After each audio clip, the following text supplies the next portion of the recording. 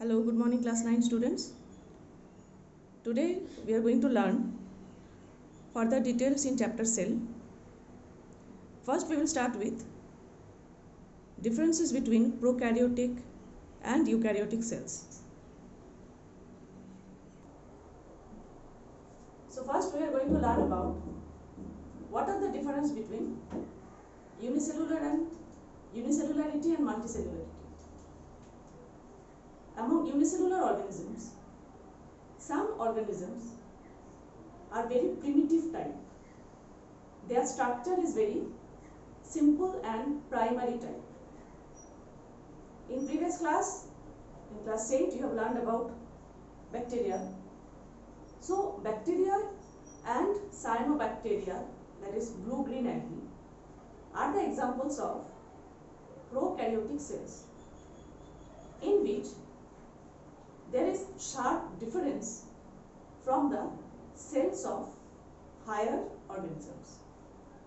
Now today we will learn what are the differences in them and how they are very primitive type.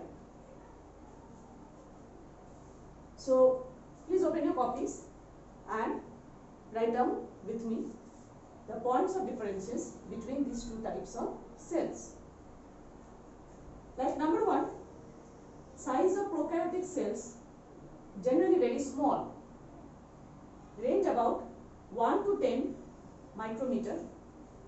Micrometer, which is the very smallest unit of measurement.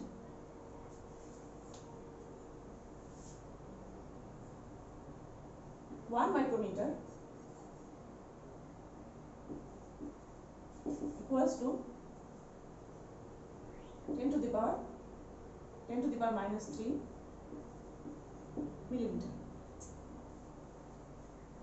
Micrometer is also called as micron in CTS system, but in SI system it is used for measurement of very small structures, that is unicellular structures. Whereas size of eukaryotic cells varies or range around 5 to 100 micrometer. Next point, in case of prokaryotic cells,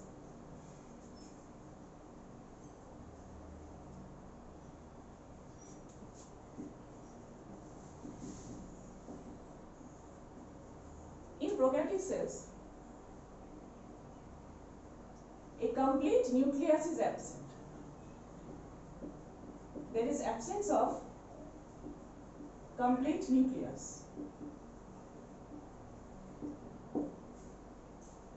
How? In these cells, we can find that only the nuclear material is present, which is called nucleoid. From our previous knowledge, we know that there are 4 parts in a complete nucleus. What are they? Yes, most of you know what are the different parts of a nucleus. There is nuclear membrane, nucleolus, nuclear fibers, that is chromatin fibers, and so nuclear membrane which separate the nucleus from the rest of the cytoplasm, nucleolus which is the most darkest part, and chromatin fiber, and the matrix of the nucleus, that is nucleoplasm. These are the 4 distinct parts in a nucleus, in a complete nucleus, which is found in eukaryotic cells. So in eukaryotic cells, complete nucleus is present. So what does it mean? Under this point you have to write nucleoid is present. Nucleoid is present. Next point, point number 3. Nucleolus is absent in case of prokaryotic cells, whereas nucleolus is present in case of eukaryotic cells. So in the nucleus of eukaryotic cells, all the four parts are present. That is nuclear membrane, nucleoplasm, nucleolus, and chromatin fiber, that is nuclear fiber, or which are made up of chromosomes. But in case of prokaryotic cells, we can see that only a single chromosome is present as nuclear material, okay, consisting of the nucleic acid. Next, in prokaryotic cells like bacteria and cyanobacteria, that is blue-green algae, membrane-bound cell organelles are absent. Membrane-bound cell organelles are absent, whereas they are present in case of eukaryotic cells. Now, what are the membrane-bound cell organelles? Yes, it's very easy to say that there are mitochondria, endoplasmic reticulum, Golgi apparatus, right? In case of plant cell, plastids and all, these are membrane-bound cell organelles. Therefore, these are absent in prokaryotic cells. But as prokaryotic cells also respire, therefore, another structure which is known as mesosome is present in the prokaryotic cells. Here we can see the diagrammatic presentation of a bacterial cell. In this presentation, diagrammatic figure, you can see that there is no such complete nucleus. Instead, there is a nucleoid present, which is lacking nuclear membrane and the distinct chromatin fibers, chromatin network. But although membrane-bound organelles are absent in prokaryotic cells, but there is presence of mesosome, which is a structure attached to the cell membrane, and it acts similarly with mitochondria, that is, take part in production of energy. But one single organelle which is present in both prokaryotic and eukaryotic cells is the ribosomes. Ribosomes are the cell organelle which are present in prokaryotic cells. So, point number 5, ribosomes present, and this side also all the cell organelles are present. So, of course, ribosomes are also present.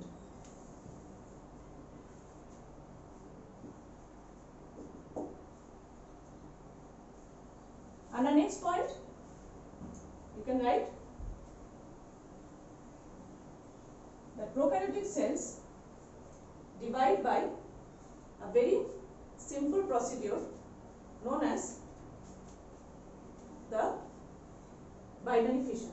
Okay, they reproduce by the process of binary fission.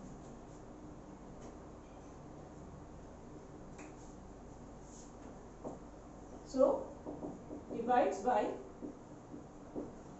fission or budding.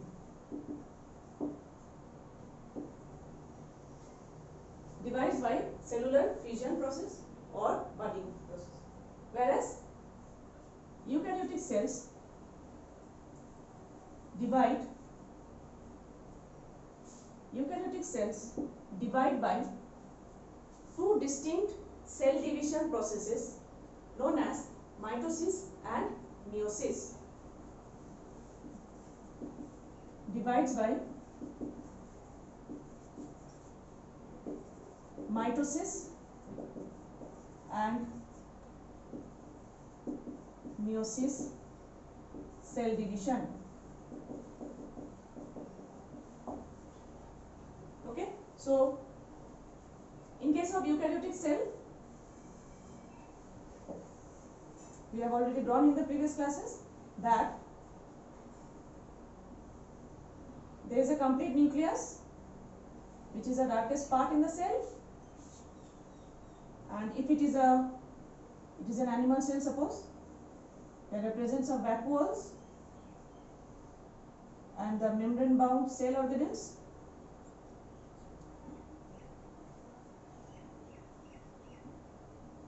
There are mitochondria,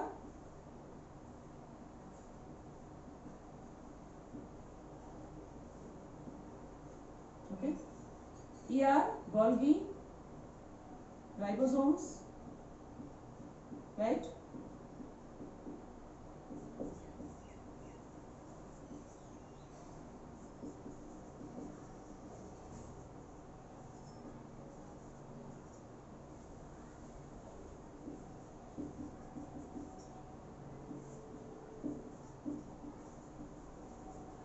So there are sharp differences between the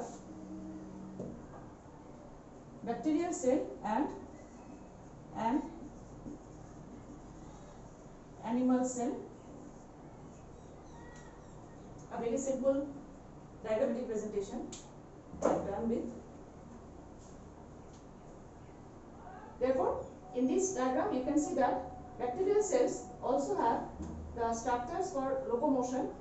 There are two types of structures for locomotion.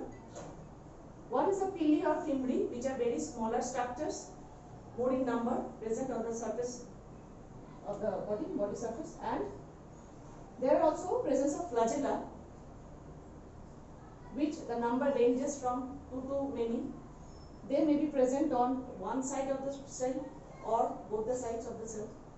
So, in prokaryotic cell, organ for locomotion are flagella and pili. Whereas in eukaryotic cells, in case of unicellular eukaryotic cell, for example, yes, you can give the example of unicellular eukaryotic cell, that is amoeba. Okay, in case of amoeba, organ for locomotion is the temporary foot-like structure, which is called pseudopodia.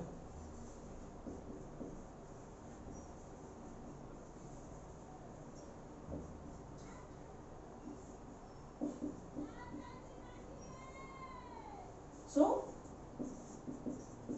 amoeba is the example of amoeba, paramecium, leishmania. These are the examples of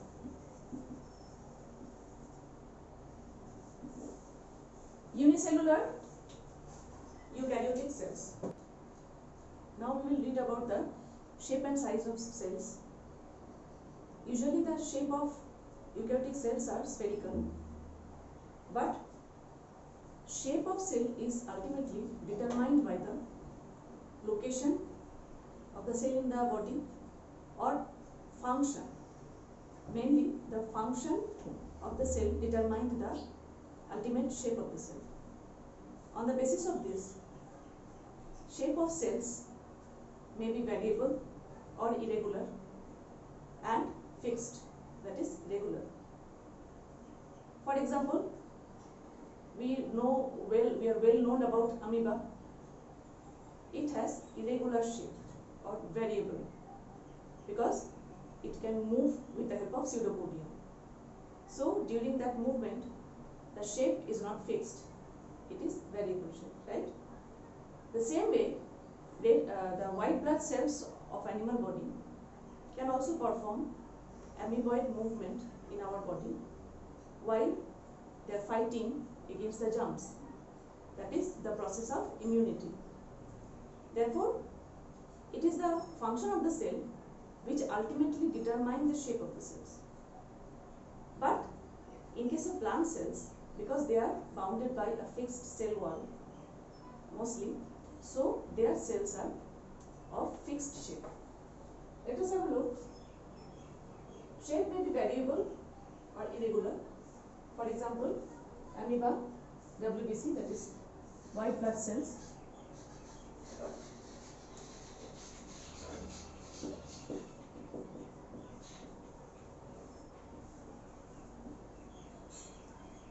Whereas most plant cells have fixed shape, along with eukaryotic unicellular, that is Euglena, Paramecium.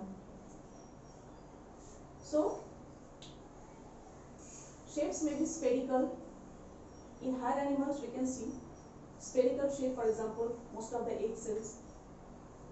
Then, muscle cells of our body show a characteristic spindle shaped structure, spindle shaped, which is pointed at the two ends.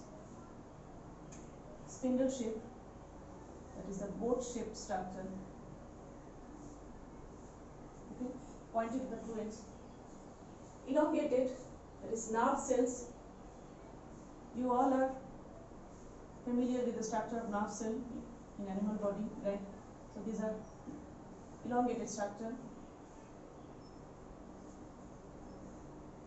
Discoid, that is disc-like structure in case of RBC in our body. Okay. Now, if we talk about the size of the cell, the biggest unicellular eukaryotic cell in nature is the Amoeboproteus, diameter 60 micrometer on an average.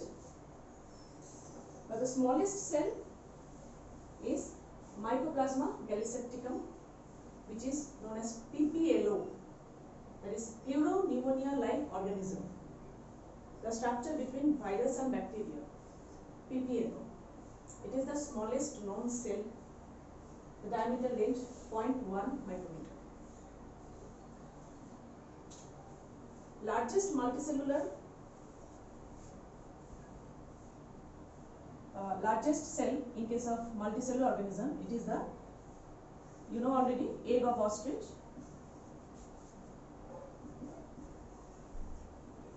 Okay, and largest plant cells,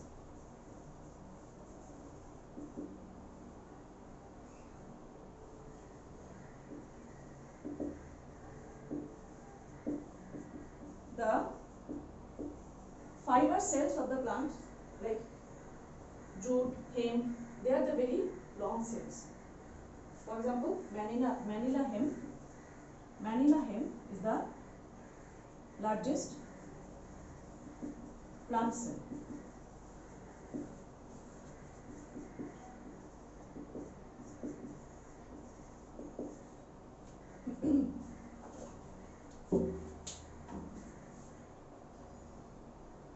Now we will move to the basic structure of cell. So first, what is a cell made up of? Let us see what is a cell made up of.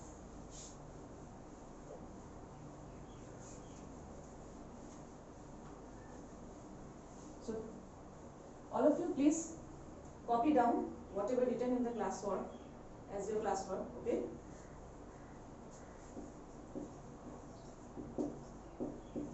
What is a cell made up of? Please write down. A cell is a tiny mass of protoplasm which is surrounded by a membrane.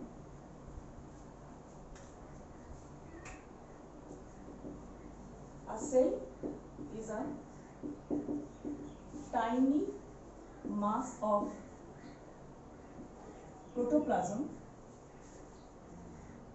which is surrounded by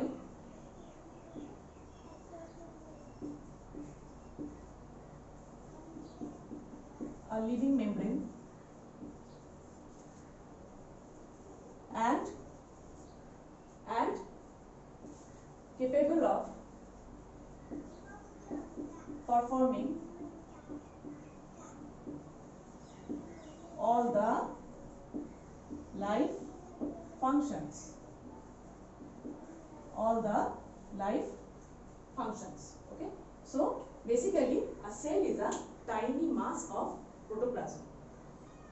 So protoplasm is a term which is a semi-liquid material, we know already. Therefore, what are the three basic functional regions in a cell? Therefore, the basic functional regions in a cell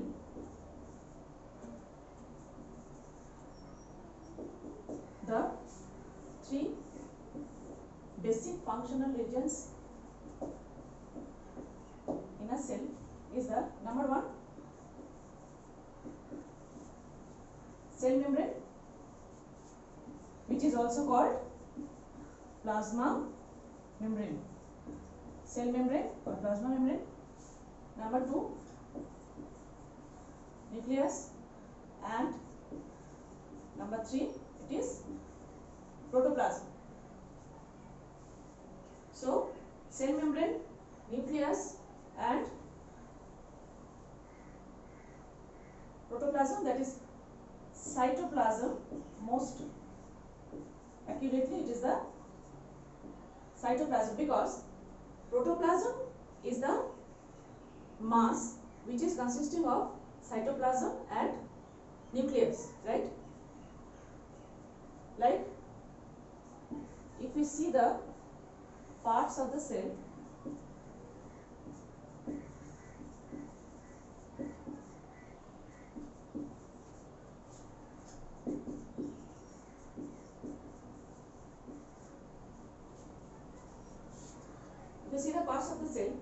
cell is consisting of cell envelope, cellular envelope, and protoplasm. And protoplasm can be divided into two prominent parts, that is cytoplasm and nucleus, right? So that is how we can show the basic parts of the cell. Here you have to write the three basic functional regions of the cell. Cell membrane or plasma membrane, which is the living structure, the nucleus, which is brain of the cell, and cytoplasm. Okay, so that's all for this class.